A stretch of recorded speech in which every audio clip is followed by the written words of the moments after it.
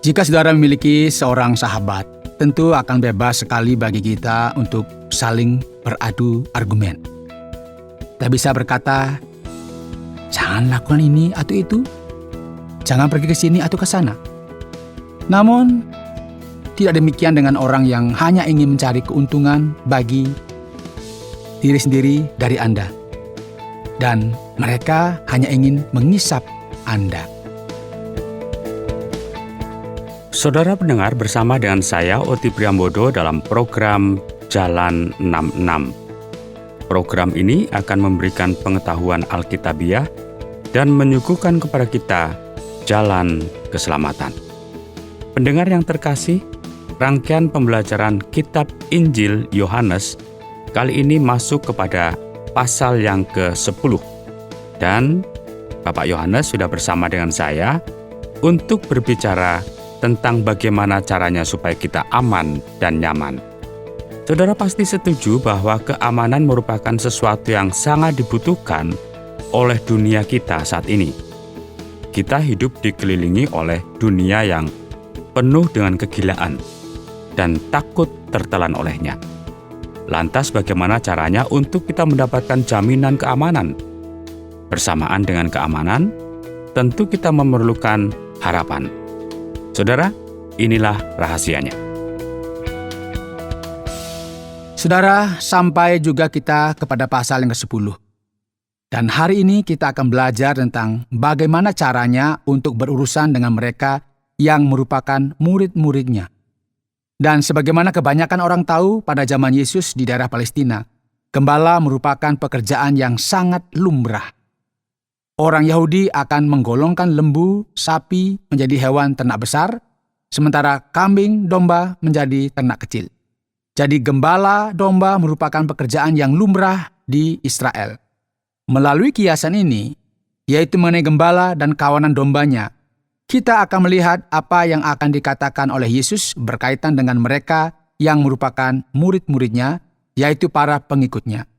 Kita juga akan melihat bagaimana gagasan ini terbentuk di sepanjang pasal 10. Jika kita mulai membaca, kita akan menemukan bahwa firman Tuhan berkata, "Aku berkata kepadamu, hai orang Farisi, sesungguhnya siapa yang masuk ke dalam kandang domba dengan tidak melalui pintu, tetapi dengan memanjat tembok, ia adalah seorang pencuri dan seorang perampok. Tetapi siapa yang masuk melalui pintu, ia adalah gembala domba.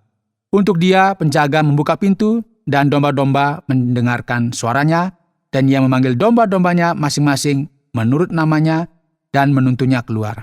Jika semua dombanya telah dibawanya keluar, ia berjalan di depan mereka dan domba-domba itu mengikuti dia, karena mereka mengenal suaranya.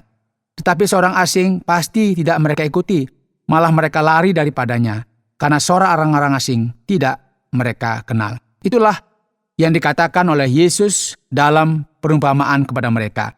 Tetapi mereka tidak mengerti apa maksudnya ia berkata demikian kepada mereka. Yesus sedang berbicara kepada mereka yang mendengarkan perkataannya dan yang percaya kepadanya. Dan ia menjelaskan dengan terus terang mengenai para pemimpin agama, yaitu pemimpin agama yang palsu, yang bukan merupakan gembala yang benar. Saudara, penting sekali saudara memperhatikan hal ini dengan baik. Ada banyak orang yang berbicara mengenai hal-hal rohani, yang berkata-kata demi nama Allah, yang bersikap layaknya seorang pemimpin rohani. Namun dalam hati mereka sesungguhnya ada suatu niat yang buruk terhadap orang lain. Sayangnya, kebanyakan orang merupakan domba yang tidak memiliki kemampuan untuk membela diri mereka sendiri terhadap mereka yang disebut sebagai serigala atau pencuri, yaitu orang yang memiliki niatan buruk yang hanya ingin memanfaatkan mereka yang lemah. Jadi saudaraku, Yesus akan berkata di sini bahwa mereka yang mendengarkan suaranya disebut sebagai domba. Dan pertanyaan bagi saudara hari ini adalah, suara macam apakah yang saudara dengarkan sekarang? Apakah saudara bisa membedakan antara yang benar dan yang salah? Apakah kita tahu yang mana kebohongan dan mana kebenaran? Atau jangan-jangan saudara gampang ditipu? Di sini Yesus akan mulai berbicara tentang pentingnya kerohanian dalam kehidupan. Dan inilah yang akan menjadi keamanan kita. Penting sekali untuk kita aman dan nyaman jika kita sudah sampai kepada urusan kehidupan kerohanian. Jika tidak, kita akan tertipu. Sebagaimana beberapa orang berkata, seperti membeli kucing dalam karung. Atau mungkin kita justru malahan membeli harimau dalam karung. Bahaya sekali ya. Hal-hal yang terjadi bisa saja semakin rumit, saudara. Oleh sebab itu, Yesus berkata, "Aku berkata kepadamu, sesungguhnya akulah pintu ke domba-domba itu." Demikian dikatakan ayat 7. Semua orang yang datang sebelum aku adalah pencuri dan perampok, dan domba-domba itu tidak mendengarkan mereka. Akulah pintu, barang siapa masuk melalui aku, ia akan selamat dan ia akan masuk dan keluar dan menemukan padang rumput. Pencuri datang hanya untuk mencuri dan membunuh dan membinasakan. Aku datang supaya mereka mempunyai hidup dan mempunyainya dalam segala kelimpahan. Jelas sekali apa yang dikatakan oleh Yesus, bahwa ialah satu-satunya jalan kepada Allah. Ketika ia berkata, "Akulah pintu ke domba-domba itu." Saudara, Yesus sangat objektif. Dan dengan kata lain dia berkata, tidak ada jalan lain untuk sampai kepada Allah. Hanya dialah satu-satunya perantara. Dialah satu-satunya perantara yang dapat diterima, yang dapat membawa kita kepada Allah. Dia sajalah perantara antara Allah dan manusia. Dan semua orang yang mencoba untuk berkata bahwa mereka adalah pengantara, atau bahwa ada jalan lain, jalan pintas yang dapat membawa kita kepada Allah, Yesus dengan terus terang berkata bahwa orang-orang itu merupakan orang yang memiliki niatan jahat. Dan jangan didengarkan. Orang-orang inilah yang menipu orang lain. Alkitab jelas sekali berkata bahwa mereka yang merupakan dombanya Yesus mendengarkan suaranya dan tidak mendengarkan suara orang lain. Domba-domba itu tidak mendengarkan kepada mereka yang merupakan penipu. Dan penting sekali untuk kita memperhatikan firman Tuhan, karena dikatakan dalam firman Tuhan bahwa pencuri dan perampok hanya datang untuk mengambil dan membinasakan. Mengerikan kan? Namun inilah kenyataannya, saudara. Banyak orang sepertinya justru menikmati tipuan dan arahan yang salah ini. Bahkan dibinasakan oleh mereka yang memiliki niat jahat. Yesus berkata, berhati-hatilah, karena aku datang untuk memberikan hidup kepadamu. Jadi saudara perlu hidup yang lebih baik, yang aman dan nyaman. Firman Tuhan berkata, akulah gembala yang baik. Jadi apa yang menjadi perbedaan antara gembala yang baik dan gembala yang jahat? Kira-kira apa? Gembala yang baik memberikan nyawanya bagi domba-dombanya. Ia tidak mengambil keuntungan dan membinasakan domba-domba itu. Dan sangat berbeda dengan orang upahan yang hanya bekerja karena uang dan keuntungan pribadi saja. Apakah saudara pernah bertemu seseorang yang menjadi dokter karena hal tersebut merupakan panggilannya? Pernah? Seseorang yang benar-benar memiliki hubungan dengan pasien mereka, yang benar-benar peduli dengan keadaan pasiennya. Ada banyak orang yang menyatakan dirinya dokter yang baik. Namun kita juga akan menemui orang yang memiliki profesi ini karena alasan keuangan. Yang mereka pedulikan adalah uang yang akan mereka peroleh dari hasil operasi dan hasil konsultasi, dan tidak ada yang lain. Dengan cara yang sama, kita juga perlu menyadari hal ini sebagaimana juga dalam realita rohani. Ada orang yang suka menolong orang lain, ada juga yang tidak peduli dengan orang lain. Yesus memperingatkan kita tentang sikap semacam ini. Orang upahan yang mata duitan tentu tidak memiliki kepedulian. Ia bukanlah gembala dan bukan si empunya domba. Jadi jika ia melihat serigala datang, ia lantas meninggalkan kawanan domba tersebut dan lari terbirit-birit. Serigala itu kemudian menyerang kawanan domba itu dan mencerai-beraikannya. Orang upahan melakukan hal ini karena ia tidak peduli terhadap domba-domba tersebut. Dengan terus terang, Yesus berkata, "Aku mengenal domba-dombaku dan domba-dombaku mengenal aku. Sama seperti Bapa mengenal aku dan aku mengenal Bapa." Ya kemudian berkata lagi dan memberikan kita suatu realita yang penting mengenai hal ini. Mereka akan mendengarkan suaraku dan mereka akan menjadi satu kawanan dengan satu gembala. Tidak seorang pun mengambilnya daripadaku, melainkan aku memberikannya menurut kehendakku sendiri. Aku berkuasa memberikannya dan berkuasa mengambilnya kembali. Inilah tugas yang kuterima dari Bapakku. Saudara, firman Tuhan sangat jelas dan berkata bahwa Yesus adalah satu-satunya gembala yang benar. Ia telah melakukan banyak sekali bagi domba-dombanya. Bahkan ia menyerahkan dirinya sendiri untuk mereka. Dan hal ini jelas sekali dapat kita lihat ketika ia wafat di kayu salib. Dan kita kini akan sampai pada ayat 22. Di mana kita akan melihat sebuah kisah yang berubah. Di pasal 7, telah dijelaskan sebelumnya mengenai perayaan Pondok Daun. Dan ketika kita sampai pada bagian ini, kita akan melihat bagaimana firman Tuhan berbicara mengenai perayaan pentahbisan Bait Allah. Dan dalam kitab Yohanes juga sering disebut sebagai perayaan Anukah yang biasanya diadakan di akhir tahun, yaitu pada bulan Desember. Firman Tuhan berkata dengan jelas bahwa pada saat itu merupakan musim dingin. Asal-muasal perayaan ini pun dimulai pada zaman Makabe dalam sejarah orang Israel. Maka orang-orang Yahudi mengelilingi dia dan berkata kepadanya, "Berapa lama lagi engkau membiarkan kami hidup dalam kebingungan? Jikalau engkau Mesias, katakanlah terus terang kepada kami." Yesus menjawab mereka, "Aku telah mengatakannya kepada kamu, tetapi kamu tidak percaya. Pekerjaan-pekerjaan yang kulakukan dalam nama Bapa-Ku, itulah yang memberikan kesaksian tentang aku, tetapi kamu tidak percaya, karena kamu tidak termasuk domba-dombaku. Domba-dombaku mendengarkan suaraku, dan aku mengenal mereka, dan mereka mengikut aku, dan aku memberikan hidup yang kekal kepada mereka, dan mereka pasti tidak akan binasa sampai selama-lamanya, dan seorang pun tidak akan merebut mereka dari tanganku. Bapa-Ku yang memberikan mereka kepadaku lebih besar daripada siapapun, dan seorang pun tidak dapat merebut mereka dari tangan Bapa. Aku dan Bapa adalah satu." Pendengar terkasih, sekali lagi menjadi pengikut Kristus, sekali saudara memutuskan untuk menjadi salah satu dari domba ini, maka saudara akan mendapatkan keamanan dan kenyamanan untuk selama-lamanya. Amin ya, puji Tuhan.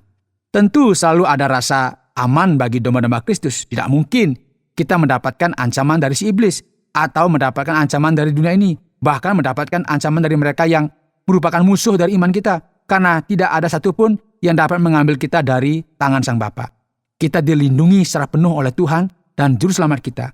Ketika Yesus menyatakan kebenaran yang luar biasa ini, untuk menyatakan dasar dari keamanan yang Ia berikan kepada kita. Ia berkata bahwa Ia dan Bapa adalah satu. Sekali lagi, orang Yahudi sangat mengerti maksud perkataan Yesus ini.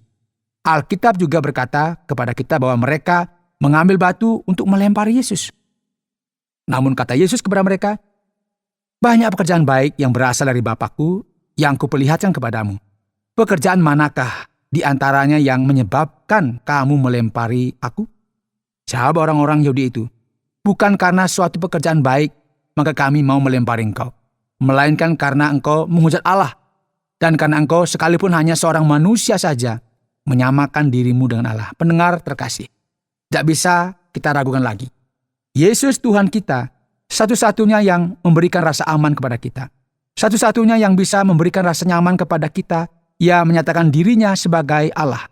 Dan firman Tuhan kemudian akan berkata di sini, kata Yesus kepada mereka, "Tidakkah ada tertulis dalam kitab Taurat kamu, Aku telah berfirman, kamu adalah Allah? Jadi sekarang apa masalahnya jika aku menyatakan kepadamu bahwa aku adalah Allah? Dan kamu sendiri tidak menyadari bahwa dalam Mazmur 82 dikatakan, kamu adalah Allah. Jadi jikalau mereka kepada siapa firman itu disampaikan, disebut Allah, sedang kitab suci tidak dapat dibatalkan.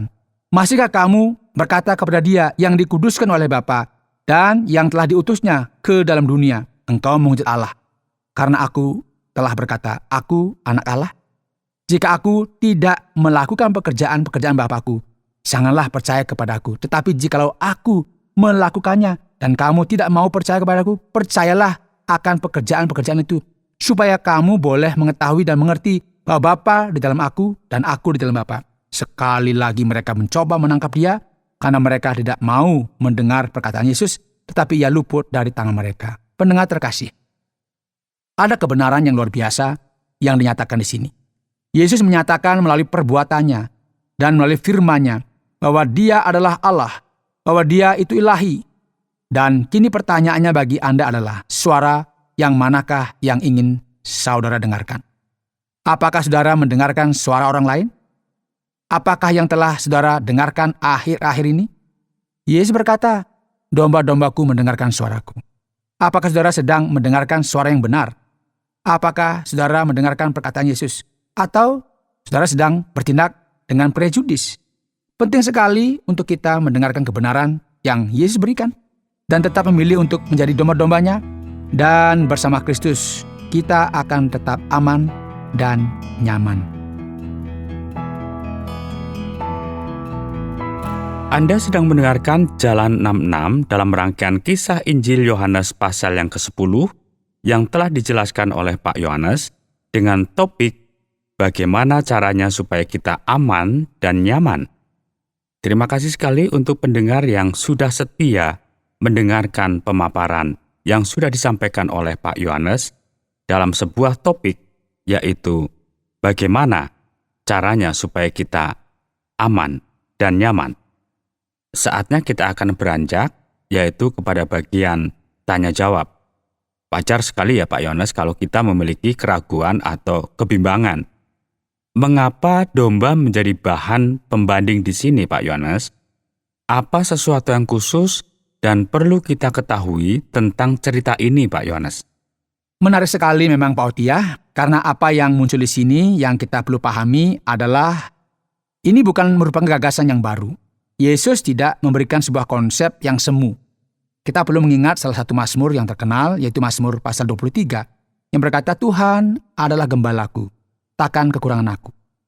Kias ini jugalah yang kemudian memiliki arti tertentu dalam kaitannya dengan sejarah. Yesus bukanlah seorang guru yang sulit untuk dimengerti, yang berkata mengenai sesuatu yang sangat sulit untuk kita mengerti atau pahami, yang ada di luar kepala kita.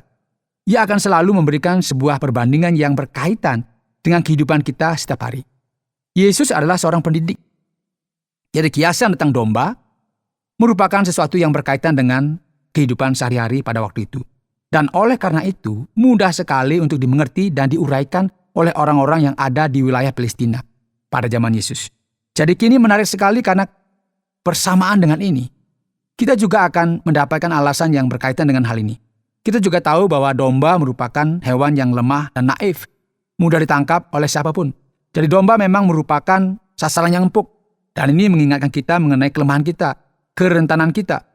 Aspek lain yang akan menarik perhatian kita, dan tentu saja setiap orang yang pernah berurusan dengan domba akan mengerti hal ini, yaitu bahwa mereka benar-benar mengenal suara gembalanya. Sebagai contoh, domba akan mengenal suara gembalanya dan mentaatinya, sama halnya dengan anjing misalnya, yang hanya akan mendengarkan suara dari tuannya yang sesungguhnya, yaitu yang memeliharanya. Domba juga memiliki karakteristik yang lain yang berkaitan dengan kita, yaitu apa? Mudah terhilang, mudah tersesat, keras kepala, dan biasanya juga memilih untuk berjalan ke jalan yang tidak seharusnya, melenceng begitu. Jadi kesamaan-kesamaan yang terjadi di sini bukanlah suatu kebetulan, namun merupakan sesuatu yang berhubungan langsung dengan kita, dan inilah kiasan yang Yesus pakai bagi kita. Jadi yang berikut Pak Yohanes, apakah gembala gereja juga merupakan seseorang yang sama dengan gembala domba? Karena kita juga banyak menemukan metafora semacam ini. Ya, tentu saja Pak Oti. Nah, yang berikut Pak Yohanes, selama Bapak menjelaskan yang berkaitan dengan mendengarkan suaranya, kita perhatikan firman Tuhan juga berkata tentang orang upahan dan serigala. Bagaimana kita mengenali keduanya? Mengapa banyak sekali orang yang mau mendengarkan mereka yang justru mencoba untuk melukai mereka sendiri?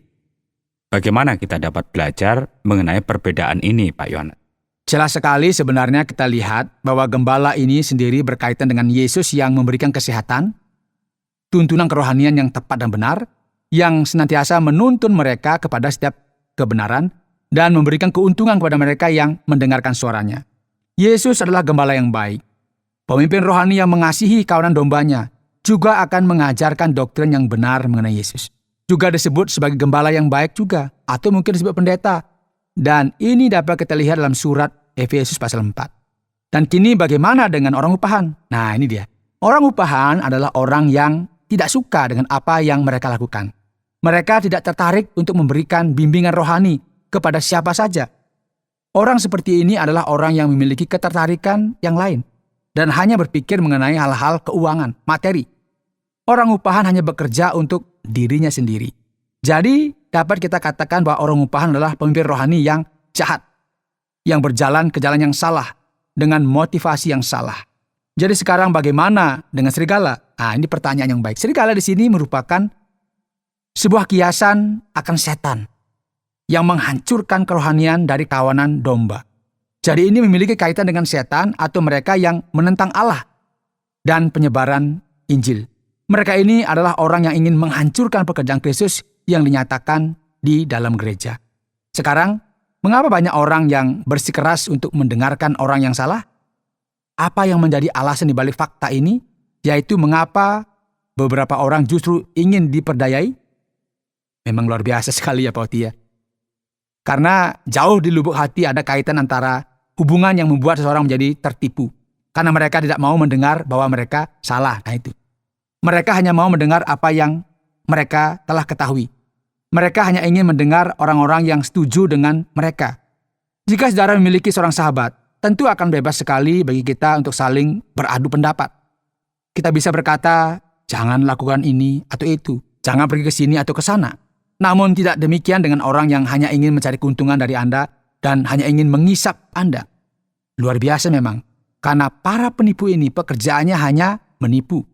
Mengambil keuntungan dari orang lain yang mendengarkan mereka. Sering sekali juga orang yang jujur dan yang berbicara tentang kebenaran justru sering sekali disalah mengerti dan disalah artikan. Dan malahan, ini penting, apa yang mereka katakan ditolak oleh orang banyak. Berikutnya, Pak Yohanes, setiap orang yang membaca Yohanes pasal 10, pasti dia akan melihat bagian ini. Dan kalau saya tidak salah mengerti, sekali kita bersama dengan Yesus, kita akan tetap bersama dengan Dia. Lalu, apakah ini berarti bahwa kita bisa hidup seenak kita begitu? Kita dapat melakukan dosa apa saja, tapi kita akan tetap bersama dengan Dia. Tidak ada yang mampu untuk mengambil kita dari Dia. Memang luar biasa Pak Oti, karena bahkan doktrin yang luar biasa dari Alkitab pun dapat dimanipulasi oleh si jahat dengan niat yang jahat. Memang kita akan menemukan kebenaran, yaitu sekali kita bersama dengan Yesus, kita akan tetap bersama dengan Dia. Yesus tidak akan pernah meninggalkan kita. Amin. Allah akan menjaga kita supaya tetap aman dan nyaman, dan ini merupakan jaminan yang kita miliki. Apa artinya keselamatan? Jika ini hanya merupakan sesuatu yang dapat hilang kapan saja. Ini akan menjadi sebuah konsep yang membingungkan. Jadi sebenarnya, orang-orang perlu untuk mengerti bahwa jika mereka berpikir sekali mereka bersama dengan Yesus, mereka akan tetap bersama Yesus, dan mereka dapat melakukan apa saja yang mereka mau, maka mereka harus berpikir kembali. Apakah memang mereka bersama dengan Yesus atau tidak? Ini pertanyaannya. Orang semacam ini bisa salah dan akhirnya mereka tidak akan berada dalam sisinya Allah lagi. Pemikiran semacam ini tidak cocok dengan pemikiran seorang yang telah benar-benar diselamatkan. Dan perlu kita ingat juga bahwa perjanjian baru selalu menyuguhkan campur tangan kedaulatan Allah yang disertai dengan tanggung jawab kita sebagai manusia. Kedua hal ini senantiasa berjalan beriringan. Jadi mungkin saja saudara memiliki konsep atau gagasan yang benar tentang Allah, namun jika hidup kita seenaknya saja dalam dosa, hati-hatilah. Karena bisa saja kita sedang berjalan ke arah yang salah tanpa kita menyadarinya. Yang berikut Pak Yohanes, kalau kita perhatikan pada ayat yang ke-34 dari pasal yang ke-10 ya. Yesus mengutip apa yang dikatakan dalam Mazmur 82 yang berkata bahwa kita adalah Allah. Ayat yang aneh ini, maksudnya bagaimana Pak? Memang benar bahwa kitab suci berkata kamu adalah Allah. Jadi sekarang apa maksud dari bagian ini? Pada zaman dulu, kata Allah berarti kuat, yang memiliki kekuatan dan kekuasaan.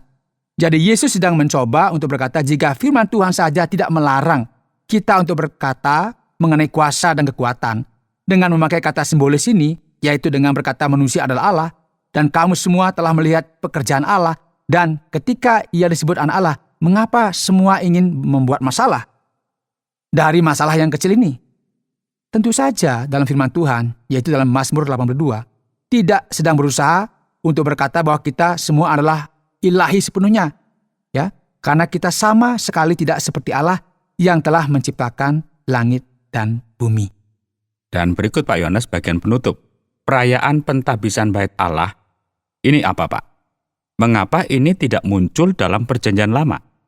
Ya, memang ini sangat menarik Pak Oti. Perayaan ini tidak muncul memang, namun ini merupakan sebuah perayaan yang penting. Ini merupakan perayaan dari zaman Makabe dan ini merupakan Anukah sejak tahun 175. Ketika orang-orang Yahudi menentang kekuasaan Antiochus Epiphanes yang menajiskan bait suci dan melakukan hal-hal yang mengerikan, termasuk menganiaya orang-orang Yahudi. Ketika mereka kembali, mereka kemudian mentahbiskan bait Allah pada tahun 165. Dan sejak saat itulah perayaan ini diadakan. Jadi memang ini bukan merupakan perayaan Alkitabiah dari Perjanjian Lama, namun ini merupakan sebuah perayaan yang sangat penting dalam budaya orang Yahudi dan ini merupakan festival Kenisah. Menarik sekali memang, karena tidak semua orang mengetahui bahwa lampu Natal di bulan Desember sebenarnya merupakan perayaan Anukah yang merupakan tradisi orang Yahudi. Luar biasa sekali bagaimana kita telah mengemas semua yang sudah kita pelajari pada saat ini. Dan sekarang, mari kita mendengarkan kesimpulan pelajaran kita dengan seksama. Dan kita mencoba untuk belajar mengaplikasikan ini dalam kehidupan kita sehari-hari. Saudara, hari ini pada program Jalan 66, kita telah belajar bersama dari Yohanes pasal 10. Dan kita telah mendengar sebuah kebenaran, yaitu bahwa Allah lah yang membuat kita aman dan nyaman. Jadi pendengar yang dikasihi, setelah kita mendengar bahwa Yesus adalah gembala yang baik, dan kita adalah domba-dombanya, kita menyadari bahwa dialah yang memberikan kepada kita perlindungan, keselamatan, serta kehidupan yang kekal. Dan luar biasa sekali, bahwa kebenarannya adalah bahwa setiap orang yang percaya kepada Kristus dan meletakkan pengharapannya di dalam Dia, kita akan mendapatkan kepastian keselamatan yang akan membuat kita aman dan nyaman. Saudara pendengar, karena waktu yang tidak memungkinkan, kita akhiri program Jalan 66 kali ini. Apakah saudara ingin mengetahui terlebih lagi mengenai kehidupan dan pengajaran Yesus? Kami menantikan Anda untuk tetap mengikuti pelajaran berikutnya dalam lanjutan pembelajaran tentang apa yang diajarkan oleh Yesus Kristus kepada kita. Saudara, program Jalan 66 mengundang Anda untuk terus bersama dalam seri pembelajaran Alkitab yang memberikan pelajaran yang menyeluruh tentang firman Tuhan. Jika Anda memiliki pertanyaan atau berespon terhadap topik berhubungan dengan program ini, silakan menyampaikan melalui WhatsApp ke nomor 081 333 777 386. Terima kasih atas perhatian Anda.